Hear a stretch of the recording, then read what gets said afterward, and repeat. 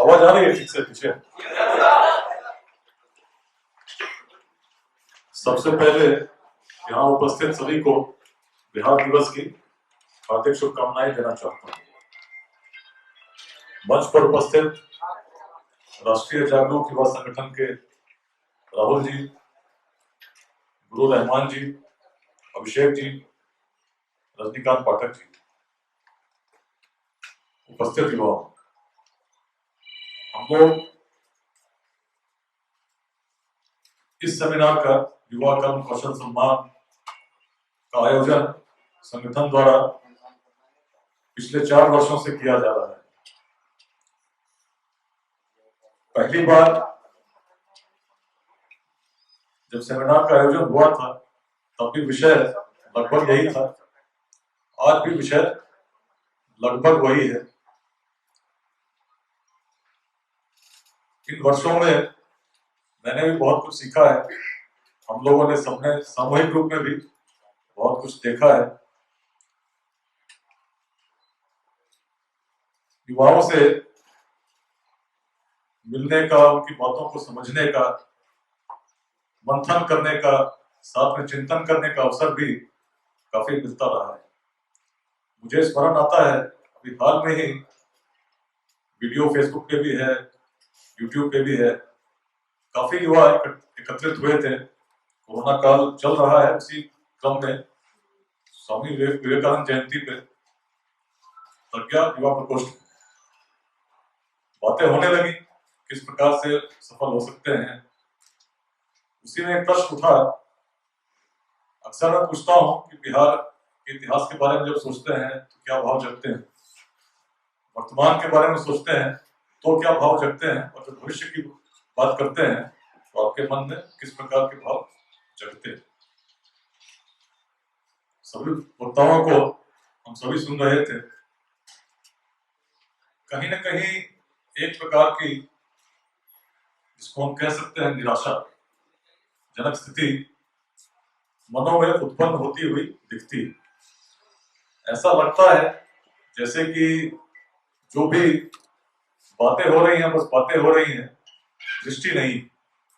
आगे तो हम जा रहे हैं लेकिन कहाँ जा रहे हैं, किस ओर जा रहे हैं, इसका भान नहीं है। और जब चलते हैं तो भटक जाते हैं, चलना कहीं और था, पहुंचे कहीं और। किस प्रकार की स्थिति, एक असमंजस की सभी के मन में बनी हुई है। निश्चित सभी लोग चाहते हैं कि सब कुछ अच्छा होना चाहिए। जितने लोग पढ़ते हैं मन में इच्छा होती है कि उसके अनुरूप रोजगार मिलना चाहिए, अवसर मिलने चाहिए, उस प्रकार व्यक्तित्व का विकास होना चाहिए, और बिहार में वो व्यवस्था होनी चाहिए जिसमें कोई विद्यार्थी चाहे कि सबसे उत्कृष्ट शिक्षा बिहार में ही उपलब्ध हो। बात उस क्षेत्र की हम लोग कर रहे हैं जहां कभी पूरे विश्व से लोग अध्ययन करने के लिए लालायित रहते थे। हम लोग पढ़ते हैं उस समय पुरानी पुस्तकों को तो देखते हैं किस प्रकार एक तिब्बती लेखक थे धर्मस्वामी, 1000 वर्ष पूर्व जब चले उस समय गंगा पार करना भी कितना कठिन था उसका उल्लेख करते हैं। काफी मगरमच्छ हुआ करते थे गंगा में जहां पे लोग पार करते थे, और किस प्रकार उनसे बचते हुए नौकाएं चलती थी और विक्रमशिला तक पहुंचती थी। बहुत सारे कष्ट, ह्यून-सांग चीनी यात्री थे, बहुत कम लोग जानते होंगे कि प्रयाग के पास उनके भी नौका में डकैतों का उपद्रव हुआ था, किसी प्रकार उनकी जान बची थी। बहुत सारे यात्रियों के अपने संघर्ष थे इस काल में जो उन्होंने वर्णित किया, लेकिन इन संघर्षों को भी वो झेलने को तैयार थे क्योंकि बिहार में अध्ययन करना चाहते थे, ज्ञान की भूमि के रूप में उस काल में प्रतिष्ठित थे। बातें जब अतीत की करते हैं गर्व होता है, एहसास होता है कि उन्हीं पूर्वजों के हम वंशज हैं। लेकिन निश्चित ही जैसे प्रश्न पत्र लीक होने की बात हुई, मैं तो स्वयं भुक्तभोगी रहा हूँ। 1997 में IIT की परीक्षा मैंने दी थी, बड़ा अच्छा लगा जब देकर आए, बहुत ही अच्छे से परिश्रम के साथ दिया था, और जब देकर निकला 2 दिन पेपर चले तो लगा कि अब सफलता में कोई प्रश्न चिन्ह नहीं है, निश्चित सफल होंगे, बड़े अच्छे रैंक के साथ होंगे। और जब बहुत लंबे समय तक परिश्रम करते हैं, उसकी परिणति होती है, तो मन कुछ आराम करने का होता है, कुछ क्षणों के लिए विश्राम करने का होता है। इसी भावना के साथ जब सोया और सुबह उठा तो न्यूज में कुछ और ही चल रहा था। माँ भी उठाई, बताई पेपर लीक हो गया। तो पहला झटका था एक तरह से। दिल्ली में थे, परिश्रमी बिहार के विद्यार्थी पूरी परिश्रम जब करता है, उसके बाद दिल्ली में रहता हुए उसको पता चलता है पेपर लीक हुए, जिसका केंद्र वही बिहार था जो कभी ज्ञान की भूमि रही थी। बहुत कष्ट हुआ था। 2-2.5 महीने फिर से तैयारी करनी पड़ी कि पिछड़ न जाए। प्रतियोगिता में सभी लोग उसी हिसाब से तैयारी करेंगे और हर पल आपको जब देना है तैयारी करनी पड़ती है। आज भी उस समय इस प्रकार की घटनाओं ने मन में एक संकल्प उत्पन्न किया कि यदि सोचते रहे, निराशा का वातावरण है, लेकिन सोचते रहे कि सब कुछ ऐसे ही चलता रहेगा तो चलता रहेगा। चलो, बहुत चीजें नहीं बदलेंगी, लेकिन कुछ तो योगदान होना चाहिए। इसी भाव ने धीरे धीरे मैंने मन को प्रेरित करना शुरू किया और नतीजा ये हुआ कि आईआईटी से पढ़ते हुए ही निर्णय मैंने लिया कि सिविल सेवा में आऊंगा। सिविल सेवा में आकर किसी बड़े पारिवारिक बैकग्राउंड की जरूरत थी नहीं, कहीं पहुंच की जरूरत थी नहीं, पैरवी की जरूरत थी नहीं। परिश्रम करना था, परिश्रम करते सिलेक्ट होते, लेकिन उस भूमिका में आते जहां कम उम्र में ही समाज में योगदान आप कर सकते थे। इसी सोच को लेकर चला। बिहार की जब बात करते हैं, अक्सर युवाओं से बात करता हूं, तो निश्चित ही एक प्रकार की निराशा दिखती है, लेकिन जो निराशा दिखती है उचित नहीं है। कहने में जब मैं कह रहा हूं उचित नहीं है, तो थोड़ा लगता हो क्यों कह रहे हैं। सबसे पहले हमें स्वयं को समझना होगा, हम क्या थे, कौन से वो गुण हैं जो हमारे अंदर स्थापित हैं, विद्यमान हैं। जैसे हम लोग कहते हैं ना, जो हनुमान जी उनको लंका तक जाना था, तो उनके अंदर गुण समाहित थे, सारा सामर्थ्य उनके अंदर विद्यमान था, परंतु स्वयं भूल चुके थे। तो आवश्यकता पड़ी, लोगों ने उनको बताया कि आपका सामर्थ्य क्या है। जब उनको ज्ञान हुआ तो चले और लंका तक पहुंच गए। तो बिहार में भी कुछ वैसा ही है। अगर अपने जब अतीत की बात करते हैं, तो पूर्वजों को जब हम देखेंगे तो हम पाएंगे कि हम बहुत कम से संतुष्ट होने वाले नहीं थे। आज भी युवाओं में अक्सर हम देखते हैं, जैसे है कोई बता दिया कि भाई आप ये ले लो तो संतुष्ट नहीं हूं। ये गुण तो हमेशा था, कम में मानने वाले हम कभी थे ही नहीं। सबसे प्राचीन काल में जब जाते हैं तो वेदों का जो उत्कर्ष हुआ उसको कहते हैं वेदांत। वेदांत क्या है? वेदों को जब पढ़ेंगे तो उसमें अक्सर मंत्रों में मिलता है कि ऐसा था, ये कर्तव्य है, ऐसा होना चाहिए, इनकी उपासना करेंगे तो ऐसा होगा, इसलिए इनकी उपासना करते हैं। लेकिन वेदांत में उन सारी बातों से ऊपर उस पद्धति पे प्रश्न चिन्ह है कि क्या ऐसा करने से ऐसा होगा, और ऐसा करें तो क्यों करें। इस प्रकार की जिज्ञासा उस काल में कहीं और नहीं दिखती, इसी बिहार में दिखती है। तो उस समय के विद्वानों को हम देखते हैं तो देखते हैं किस प्रकार थोड़े से ज्ञान से संतुष्ट होने वाले नहीं थे, तत्व के अंत तक जाना चाहते थे, उसको समझना चाहते थे। मानव जीवन का अस्तित्व क्या है, मानव जीवन के बाद क्या होता है, वो कौन सी शक्ति है जो सब में समाहित है। और जितने भी महावाक्य हैं, जैसे हम कहते हैं तत्त्वमसि, अहम ब्रह्मास्मि, कहाँ दिए गए, किनकी सोच थी? अपने ही बिहार के लोग थे जिनकी वैसी सोच थी। याज्ञवल्क्य, अष्टावक्र, इन सभी विद्वानों के नाम आप सुनेंगे, और विद्वानों की बात तो है ही, उस समय की विदुषियों की बातें। हमारी बिहार की उस समय प्राचीन काल में जो महिलाएं थी, उनको भी इस प्रकार की प्रेरणा प्राप्त थी कि सभाओं में संपूर्ण आत्मविश्वास के साथ खड़े होकर प्रश्न करने का सामर्थ्य रखती थी। उसकी उदाहरण स्वरूप हम लोग मैत्रेयी का स्मरण करते हैं, गार्गी का स्मरण करते हैं, अनेक उदाहरण। ये तो वो उदाहरण है जो पुस्तकों में रह गए। आप सहज कल्पना कर सकते हैं कि यदि इस प्रकार के उदाहरण होंगे हैं तो निश्चित ही बहुत ऐसे अन्य उदाहरण रहे होंगे जो इतिहास के पन्नों में दर्ज नहीं हो सकते। तो बात कम तक रुकने वाली जो नहीं होगी प्रवृत्ति, तो निश्चित ही वो वृहद रूप लेगी। समय अंतर में ऐसा ही हुआ, विश्वविद्यालय भी बने, स्थापित हुए, उस प्रेरणा का प्रसार हुआ, लोग दूर दूर से आने लगे। इस बात केवल ज्ञान की हुई। अगर शौर्य की बात करें, उसमें सभी जानते हैं किस प्रकार मगध साम्राज्य का उदय हुआ। उदय के कारणों को अगर हम देखते हैं, उसमें भी कहीं ना कहीं चिंतन दिखता है। बिहार ही वह भूमि रही जहां गणतंत्र ने जन्म लिया। पहली गणतंत्र की स्थापना वैशाली में हुई। उस समय जब आपस में लोग भिड़ते रहते थे, लड़ते थे, छोटे छोटे राज्यों में संघर्ष करते थे, इस प्रकार की कल्पना कि शासक केवल एक वर्ग का नहीं हो सकता, होने की आवश्यकता नहीं है, केवल एक परिवार का होने की आवश्यकता नहीं है, कोई भी व्यक्ति जो सामर्थ्यवान है शासन कर सकता है। बिहार ने स्थापित किया।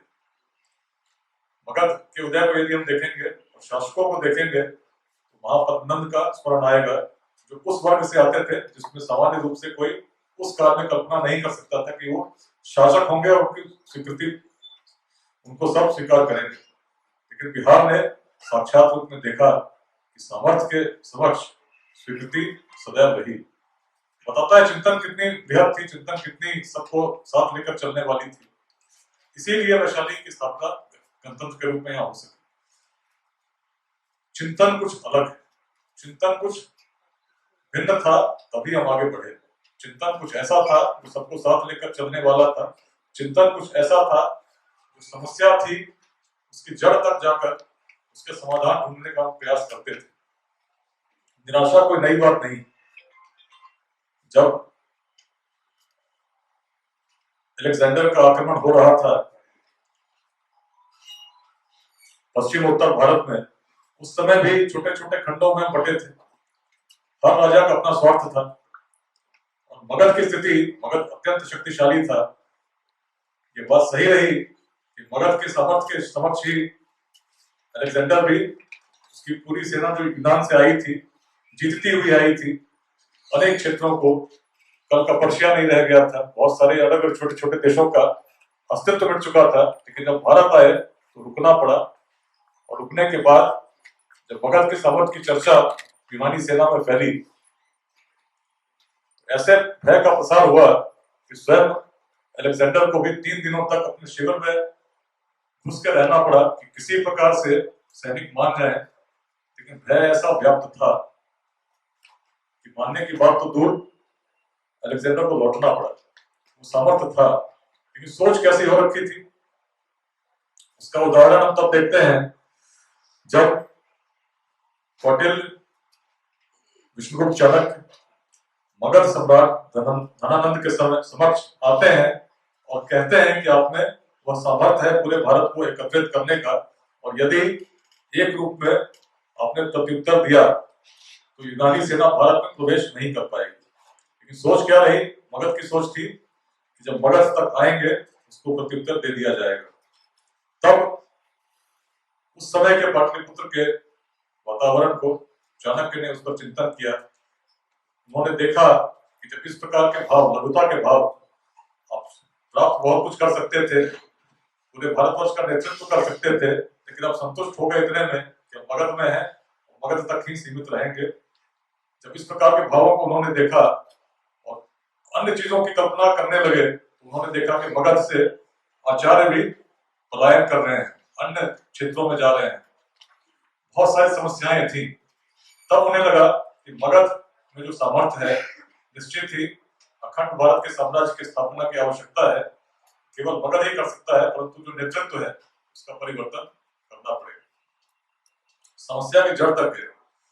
चाणक्य की एक और उस समय की बात याद आती है, जब चल रहे थे मार्ग में, कंटक चुभा था। तो कंटक सामान्य तौर पर चुभता है तो आप भी रुकते हैं, थोड़ी देर देखते हैं, चले जाते हैं। हो सकता है आप कंटक को उखाड़ दें और चले गए, लेकिन फिर अगर वृक्ष नष्ट नहीं हुआ जो उस कांटे को पैदा कर रहा हो, निश्चित ही और यात्रियों को भी द्रवित करेगा। तो चाणक्य ने उस समय जो उनकी नीति थी, उसके जड़ में किस प्रकार जो मट्ठा होता है दही का, उसको डाला जाए ताकि चींटियां लगेंगी तो उस पौधे को नष्ट कर देंगे, उस प्रकार का एक विचार था। बहुत सारे उदाहरण हमें मिलेंगे जो बताते हैं किस प्रकार की हमारी सोच थी। अगर विद्वानों के जीवन को देखेंगे तो उस काल में रहे, कहीं ना कहीं एक सोच थी जो बहुत अलग थी, जो भिन्न थी।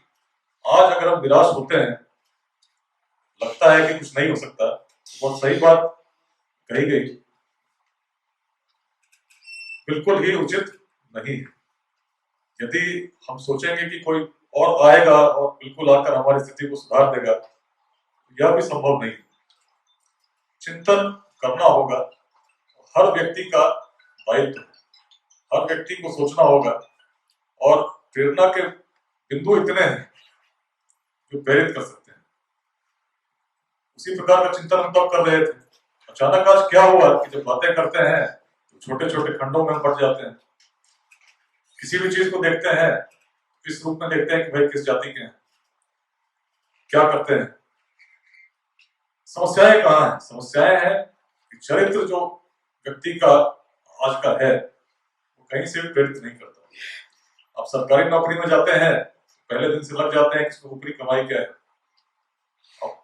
प्रैक्टिकल चीजें देखिए किस प्रकार से समाज चल रहा है।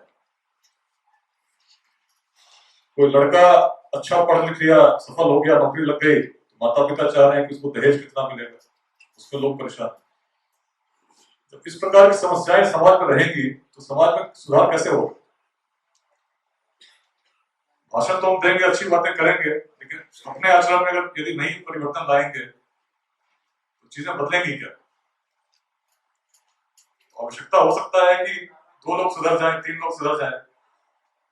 निश्चित ही जो बात कही आपने, एक जन आंदोलन का रूप देना होगा, और जन आंदोलन केवल इसलिए नहीं कि रोजगार चाहिए, इसलिए नहीं कि शिक्षा चाहिए, इस प्रकार का चिंतन भी करना होगा कि जो समस्याएं हैं उसको मूल रूप में, जिस प्रकार आचार्य विष्णुगुप्त चाणक्य ने कहा कि पौधे को नष्ट करना हो तो जड़ में मट्ठा डाल लो, तो जो समस्याओं की जननी है उनको नष्ट करने का विचार करना होगा। यदि उस काल में जब प्रौद्योगिकी नहीं थी, मार्ग विकसित नहीं थे, संचार के माध्यम नहीं थे, हम वह सामर्थ्य रखते थे अखंड भारत के साम्राज्य का नेतृत्व कर सकते थे, उन्हीं पूर्वजों के तो वंशज आज भी हैं, ऊर्जा आज भी है, कल्पना वैसी हो सकती है, डीएनए तो वही होगा ना जो उस समय रहा होगा, उन्हीं के वंशज हैं।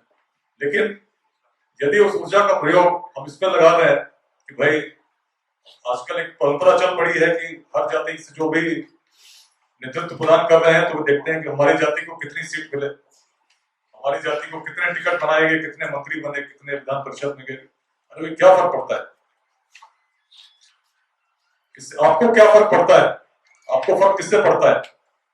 यदि हम पढ़ते हैं तो हमारे सामर्थ्य के अनुसार कार्य कर पा रहे हैं या नहीं कर पा रहे हैं, बिहार के विद्यालयों में शिक्षा ठीक से हो पा रही है या नहीं हो पा रही, ताकि हमारे बच्चे अच्छे से पढ़ सकें। यदि भविष्य का निर्माण हम नहीं करेंगे तो आने वाले समय में तो समस्याएं और विकराल रूप ग्रहण करेंगे। यदि हम मानते हैं कि समस्या है तो निराश होने की आवश्यकता नहीं, सोचना पड़ेगा कैसे दूर हो। हमें ऐसे व्यक्तियों का निर्माण करना होगा जो चरित्र में कहीं भी उनकी कमी ना रहे, उन भावनाओं से प्रेरित हो, उस चिंतन से प्रेरित हो जो उसने कभी अतीत में उस सामर्थ्य को देखा था। आज भी क्षमता विद्यमान है, लेकिन यदि हम बात करें बड़ी बड़ी, अपने आचरण में वो बात नहीं लाएंगे, उस बारे में क्या करना पड़ता है। किसी भी चीज को करने के लिए जीवन में कुछ चीजों का त्याग करना पड़ेगा। बहुत चीजें बड़ी स्वाभाविक लगेंगी, निश्चित किसी को अच्छा लगता होगा कि भाई अपने जाति के बारे में बात कीजिए, समूह के बारे में बात कीजिए, चिंतन कीजिए, हमारी अमुक जाति का है। लेकिन अगर इसी प्रकार का चिंतन करते रहे तो आगे तो नहीं जाएंगे, उसी में उलझे रहेंगे। हर व्यक्ति एक दूसरे को खींचेगा, और अगर समेकित रूप में आगे बढ़ते तो पता नहीं कहाँ रहते। जिस बिहार ने उस काल में महापद्मनंद के शासन को स्वीकृति दी, यदि आज इतने वर्षों बाद भी चिंतन में उस प्रकार की लघुवादिता आ जाए जो प्राचीन काल में नहीं थी, तो फिर समस्या तो रहेगी। यदि ऐसे विद्यार्थी रहेंगे जो उद्यमिता की बात छोड़ देंगे, पुरुषार्थ करने का प्रयास नहीं करेंगे, प्रयास करेंगे किसी प्रकार पेपर आ जाए, किसी प्रकार लिख दें, पास कर जाए, नौकरी लेनी हो तो किसी प्रकार ये प्रकार नौकरी मिल जाए, कितनी नौकरियां कोई दे पाएगा? कितनी नौकरियां आप दे पाएंगे? वो भी तब जब उद्योग नहीं है। सरकारी सेक्टर में कितनी नौकरियां होंगी? निश्चित सबको नहीं मिलेगी। तो किस प्रकार उद्योग हो, किस प्रकार हम विकसित हो, इसको सोचना पड़ेगा। केवल किसी को हम पूछते रहे, समस्या को बताते रहे कि ये समस्या है, तो समस्या दूर तो होगी नहीं। उदाहरण बनना पड़ेगा, उदाहरण प्रस्तुत करने पड़ेंगे। और हमेशा जान लीजिए, याचना करना, किसी की ओर देखना कि कोई आएगा हमारी समस्या को सुलझाएगा, समस्या सुलझेगी नहीं। उदाहरण प्रस्तुत करने पड़ेंगे, छोटा ही सही, लेकिन समस्या मिट सकती है, दूर हो सकती है। एक छोटा उदाहरण यदि सफल हुआ, औरों को प्रेरित करेगी। आवश्यकता चरित्र निर्माण की है। जो भटक रहे हैं उनको मार्ग पर लाने की चेष्टा करने की है, समझाने की है। यदि इस प्रकार का चिंतन चलता रहा तो शिविर हम करते रहेंगे, व्याख्यान देते रहेंगे, समस्या जस की तस बनी रहेगी, कोई लाभ नहीं। लाभ तब होगा जब जितने लोग सुनते हैं, मंथन करते हैं, चिंतन करते हैं, संकल्प है कि केवल अपने तक नहीं रहे, इस भाव को फैलाएंगे, लोगों तक ले जाएंगे और प्रेरित करेंगे। उस समय जब हम कर सकते थे, तो क्यों आज हम छद्म स्वार्थों में पड़े हुए हैं? क्यों बड़ी बड़ी बातें करते हैं, होता कुछ नहीं? क्यों नहीं उसके ऊपर कुछ सोचते हैं? चिंतन बदलेंगे, सोच बदलेगा, चीजें बदलेंगी। प्रयास करने की आवश्यकता है। गजेंद्र जी बैठे हुए हैं, पगहा के रहने वाले हैं। मेरी पोस्टिंग हुई थी पगहा, किस प्रकार सेवा में आया अक्सर मैं बता चुका हूँ अपने काफी सारे सोशल मीडिया पे भी, क्यों आया, किन भावों ने मुझे प्रेरित किया। पगहा जब गया था, उस समय पगहा में इतिहास में बड़ी परंपरा चल रही थी अपराध की। बहुत सारे गिरोह थे, गिरोह ऐसे थे जो दियारों में भी थे, जंगलों में भी थे, लोगों का अपहरण किया करते थे, लाते थे, रखते थे। अंग्रेजों के समय भी था, उससे पहले भी थे। और कहावत यहाँ तक बन चुकी थी कि वाल्मीकि के समय से यहाँ अपराध था, कभी समाप्त नहीं हो सकता।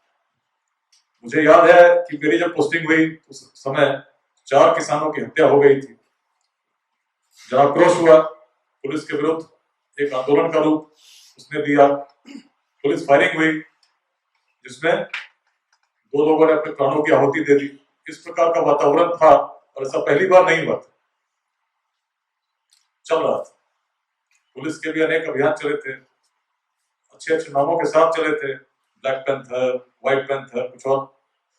ऑपरेशन करती है पुलिस तो अच्छे नामों के साथ भी करती है ताकि लोग प्रेरित हो। नतीजे भी मिले, कुछ पकड़े गए, कुछ मारे गए, लेकिन समस्या जस की तस। चिंतन करना होगा, नए तरीके से चिंतन करना होगा तो समस्या मिटेगी। इसी भाव को लेकर जब मैंने चीजों को देखा तो मुझे लगा कि सबसे पहले तो जो आर्थिक रीढ़ है उस पर आक्रमण करना होगा। तो जो गन्ने की खेती होती थी, बहुत सारे खेतों पर कब्जा था, उसको मिटाने के लिए कार्रवाई करनी होगी। वो हम लोगों ने किया। नतीजा हुआ कि पहले साल करीब 25 लाख रुपए सरकारी खजाने में जमा हुए, जो सामान्यतः डकैतों के पास जाते हैं। डकैत के गिरोह जो चल रहे थे उसमें भी उनको पैसे, अपने जो लोग शस्त्र ढोते थे या अन्य काम करते थे, उसमें कमी हो गई। फिर दूसरी बात, जिस प्रकार के अभियान चल रहे थे पुलिस के, उसमें बिल्कुल निस्वार्थ भाव से मन में उस ध्येय को लेकर कि दियारे उस भाग तक हम पहुंचेंगे जहां कोई सूचना मिले। लोगों का बहुत सहयोग मिलने लगा, मुठभेड़ भी हुए, मारे भी गए। लेकिन तभी मुझे लगा कि इतना करने पर भी जो लोग बात कर रहे हैं कि वाल्मीकि के समय से अपराध चल रहा था, मिटेगा नहीं, अच्छे से समझना होगा। तब हम लोगों ने, जो डकैत थे उनके परिवार भी वहीं रहते थे, बच्चों की शादियां भी होती थी, उससे बात करना शुरू किया। भय तो व्याप्त था ही, आर्थिक रीढ़ भी टूट चुकी थी, लेकिन बात करना शुरू किया तो हम लोग यही प्रेरणा जागृत करने का प्रयास किया कि रत्नाकर, यदि रत्नाकर ही रहे होते तो विश्व किसी वाल्मीकि को नहीं जानता।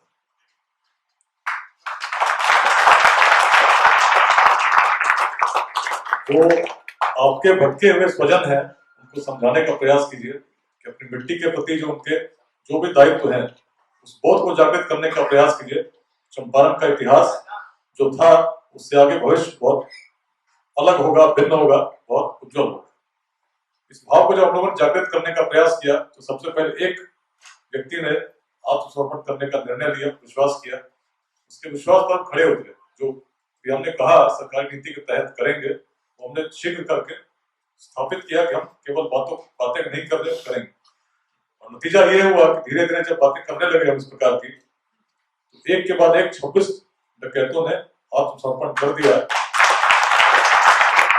और जो प्राचीन श्रृंखला चल रही थी अपराध की, जिसको किसी अंग्रेज अधिकारी ने लिखा भी था कि यूनिवर्सिटी ऑफ क्राइम है, उसमें पूर्ण रूप से रोक लग गई। जब मैं बगहा से निकला था 2006 में गया था, 2008 में जब निकल रहा था, जो अपहरण की संख्या 50 थी, 100 थी प्रतिवर्ष जो दर्ज होती थी, कई दर्ज नहीं भी होती थी, बिल्कुल शून्य पर आ गई थी। ये परिवर्तन इतिहास ने जागृत की, साक्षात लोगों ने अनुभव किया। उसी प्रकार रोहतास गए तो वहां भी इतिहास की प्रेरणा ने, जब हम लोगों ने देखा किस प्रकार हर वर्ष लोग शहीद हो रहे हैं, ऐसा भय व्याप्त है, कितने प्राचीन विरासत रोहतास दुर्ग को देखने भी, पर्यटकों की बात तो आप छोड़ दीजिए, जिले के लोग भी जाने में डरते हैं। प्रेरणा फिर से जागृत करने का प्रयास किया। सोचो पूर्वज कैसे थे, उस काल में ऐसे कीर्तिमान को स्थापित कर सकते थे। उनके वंशज क्या इतना भी नहीं कर सकते कि क्षेत्र में शांति लाने का प्रयास करें? क्यों न मिलजुल कर कुछ सोचें, जो भटके हैं उनको बताएं, समझाएं कि आपके ऐसा करने से सैकड़ों लोगों का, लाखों लोगों का जीवन प्रभावित हो रहा है, और अपने भविष्य के प्रति आप क्या दे रहे हो। जब इस प्रकार का बोध जगता है, जो विरासत से प्रेरित हो, जो स्वयं को जानता हो हम क्या थे, चीजें बदलती हैं। परिवर्तन हुआ।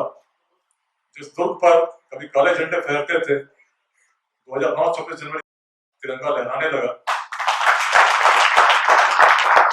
उग्रवादियों का जो क्षेत्र था, जिसको लिबरेटेड जोन मानते थे कि ये तो बिल्कुल ही मुक्त क्षेत्र है, उससे उनको हटना पड़ा, क्योंकि उनका जो समर्थन लोग करते थे वो समर्थन रह ही नहीं गए। प्रेरणा जगी, इतिहास की जगी, ऐसी जगी जिसने उग्रवादियों को भी आत्मसमर्पण के लिए बाध्य कर दिया। शांत आज आप जाइए, इस बार 26 जनवरी पर रोहतास किले पर मेले जैसा माहौल था। चीजें बदल चुकी हैं। तो यदि हमको लगता है कि वर्तमान परिस्थितियां, इस परिवर्तन नहीं हो सकता, तो हम भ्रम में। यदि लगता है कि कुछ नहीं हो सकता, आप कहते हैं अक्सर जब किसी ऐसे व्यक्ति से बात करेंगे जिसने जीवन के बहुत वर्षों को, बहुत अनुभवों को ग्रहण कर लिया हो, तो कहता है कि बड़ी बड़ी बातें करने से कोई फायदा नहीं। और सुबह की बात बता रहा हूँ, एक पत्रकार महोदय का फोन आया, उन्होंने पूछा, काफी युवाओं से बात करते हैं, मैं आपको व्हाट्सएप स्टेटस भी देख रहा हूँ, बिहार में जगह जगह जा रहे हैं, क्या मतलब आपको क्या करना है? मुझे क्या करना है, मुझे तो जो करना था करके सर्विस में तो कर ही रहा हूँ, सैलरी मिल रही है, अपना काम कर रहा हूँ। लेकिन जिस प्रेरणा ने मुझे प्रेरित किया कभी कुछ करने का, यदि स्वयं तक लेकर ही उसको सीमित रह जाऊं, तो फिर मेरे जीवन में जो और कर सकता था उससे क्यों रोकूं? यदि सक्षम हूं, तो समय दे सकता हूं, तो मैं तो करूंगा जो स्वामी जी ने बात कही कि अगर स्वयं प्रेरित हो गए तो दूसरों को भी प्रेरित करने का प्रयास कीजिए। एक प्रेरित व्यक्ति सैकड़ों को प्रेरित कर सकता है। ऐसे प्रेरित व्यक्तित्व का निर्माण हमको मिलकर करना है। उन्होंने बात कही, नाम लेकर कहा, लेकिन यथार्थ यही है कि यदि एक व्यक्ति प्रेरित हुआ, औरों को प्रेरित करने लगा, चीजें बदल जाएंगी। दो उदाहरण तो मैंने दिए जो मैंने व्यक्तिगत रूप में देखे, जहां बिल्कुल निराशा थी। वीरेंद्र जी बैठे हैं, पढ़ा के हैं, रोहतास के कोई है या नहीं मुझे पता नहीं, तो बैठे। परिवर्तन हमने साक्षात होते हुए देखा है। तो यदि वर्तमान को देख के हम निराश होते हैं, तो निराश होने की आवश्यकता नहीं है। चिंतन का स्वरूप को बदलना होगा, समस्या की जड़ को समझना होगा, और उसको समझकर जिस बड़े सोच के साथ हमारे पूर्वज कभी रहे, उन्होंने उस कीर्तिमान को स्थापित किया। उस काल में जब प्रौद्योगिकी नहीं थी, संचार के माध्यम नहीं थे, मार्ग नहीं थे, आज तो सब कुछ सोशल मीडिया के माध्यम से, अन्य माध्यमों से भी जो आप कुछ लिखते हैं, प्रचारित करते हैं, तो कहां कहां तक पहुंचता है इसका अनुमान आपको भी नहीं हो। लोगों को हम जोड़ सकते हैं, लेकिन उसका प्रयोग हम क्या कर रहे हैं? लोगों को तोड़ने के लिए कर रहे हैं। आप सोशल मीडिया में देखिए, चुनाव से पहले होता हुआ हमारी जाति के नेता को चुना गया या नहीं चुना गया, इस पर विवाद चल रहा है। हमारे किस आदमी को कितने सीट मिले, उदाहरण बनो, उदाहरण प्रस्तुत करो। किसने रोका है? सोशल मीडिया का प्रयोग करना है, कहाँ करना है, इस पर चिंतन करना हो। किसी भी चीज में दो आयाम होते हैं, अच्छा भी होता है और बुरा भी होता है। आप जो करेंगे उसकी प्रतिक्रिया वैसी होगी। यदि आप प्रयोग तोड़ने में नहीं, जोड़ने में करने लगे, बदल जाएगा।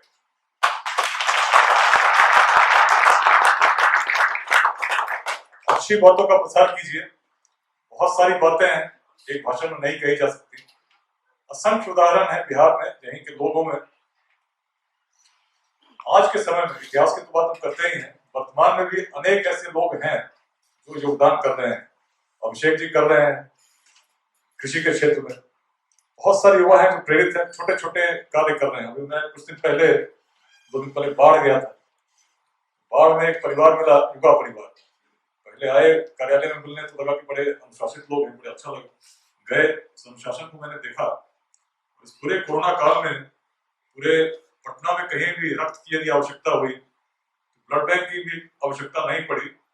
वॉलंटियर्स खड़े थे जो कहीं जाकर रक्त देने को तैयार थे।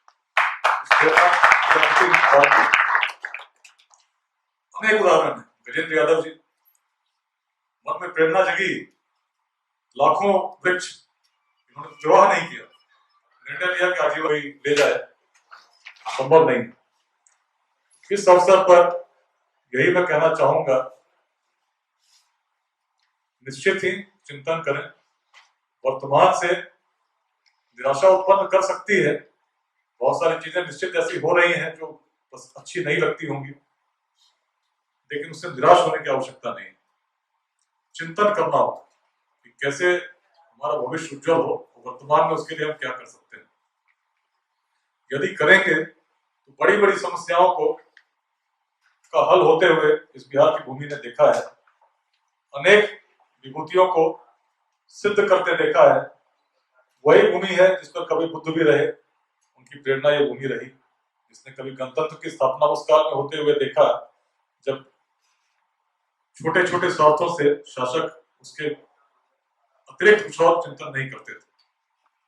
अलग चिंतन के लिए हम जाने जाते रहे हैं। आत्मविश्वास जगाना होगा, लेकिन इन सब के मूल में कहीं ना कहीं एक चरित्र निर्माण, वैसा जो डिगे नहीं, झुके नहीं, सच के लिए साथ चले, और केवल स्वयं तक नहीं सीमित रह के जो व्यक्ति हैं, थोड़े से भी भ्रमित हैं, थोड़ी अलग प्रकार की बातें कर रहे हैं, उनको भी समझाना होगा। और यदि एक व्यक्ति संकल्प लेकर केवल अन्य 5 को प्रेरित करता है और श्रृंखला चल जाती है, समय बहुत नहीं लगेगा। बड़े बड़े परिवर्तन बहुत कम समय में हुए हैं। निश्चित ही जिस उज्जवल भविष्य की हम कल्पना कर रहे हैं हमारे जीवन में हो सकता है। जैसे उदाहरण स्वरूप कुछ उदाहरण आसपास के आप देखें, तो बहुत सारी समस्याएं जब हम लोगों ने अपने जीवन में भी देखी तो हम सोचते थे कि ये तो कभी समाप्त होगा ही नहीं, बहुत पुरानी बात नहीं। जैसे आज अयोध्या में श्री राम मंदिर का निर्माण हो रहा है। यदि आज से 5 वर्ष पीछे जाकर किसी से कोई प्रश्न करता कि वो ये बताओ इस समस्या का हल होगा क्या, क्या उत्तर आते? किसी के मन में स्पष्ट नहीं था कि भाई क्या होगा, लेकिन देखा हमने, बड़ी आशंकाएं थी, अनुमान थे कि ऐसा हो जाएगा, इतना बड़ा दंगा हो जाएगा, क्या हो? बड़ी शांति से समाधान हुआ और चीजें बदल गई। आर्टिकल 370 बहुत समय से एक प्रकार का चल रहा था कि भाई 370 तो हट ही नहीं सकता। बहुत पुरानी बात नहीं है, 2 वर्ष पूर्व के वक्तव्य उठा के देख ले, एक प्रकार के ऐसी भाव थे कि 370 कोई हटा ही नहीं सकता। कश्मीर के अंदर तो और भी ऐसे लोग बिल्कुल मान चुके थे कि लेकिन समस्या की जड़ जहां थी, यदि 370 नहीं हटता तो इंटीग्रेशन उस रूप में कश्मीर का भारत में होना चाहिए था, जो तभी हो जाना चाहिए था, लेकिन इतने वर्षों तक बाधित था, उसका प्रारंभ भी नहीं होता। आतंकवाद की घटनाओं में कमी आई, आतंकवाद की घटनाओं में कमी आई, और कश्मीर में विशेष रूप से आतंकवाद की घटनाओं में पहले से बहुत कमी आई है, जिसका कारण 370 काटना है। लेकिन तो आप लोगों ने सोचा था कि हट सकता है, तो भाई परिवर्तन हो सकते हैं। जो चीजें नहीं होती, जैसे आपको मैंने बताया, पत्रकार बंधु सुबह की बात कर रहा था, मैंने कहा कि मैं मिलता हूँ लोगों से, प्रेरणा जागृत करने का प्रयास कर रहा हूँ कि लघुवादों से ऊपर उठो, इस जातिवाद के जहर को मन से निकालने का प्रयास करो। हंसने लगे, बोले कि तो हो ही नहीं सकता। हमने यदि हर व्यक्ति सोच ले कि कुछ हो ही नहीं सकता, तो फिर तो कुछ होगा ही नहीं। चलिए मान ली आपकी बात, प्रयास करने चलोगे, ऐसे झुकोगे नहीं, टिकोगे नहीं, तो रहोगे कहीं साइड में पड़े रहोगे। ठीक है, पड़े रहेंगे, लेकिन साइड में रह के भी लोगों से तो मिल सकते हैं, प्रेरित तो कर सकते हैं। और जीवन में यदि प्रतिदिन किसी एक व्यक्ति को भी मैंने कुछ ऐसा किया जिससे उसके जीवन में कुछ मुस्कान ला सका हूं, तो अपने जीवन को मैं सफल मानूं।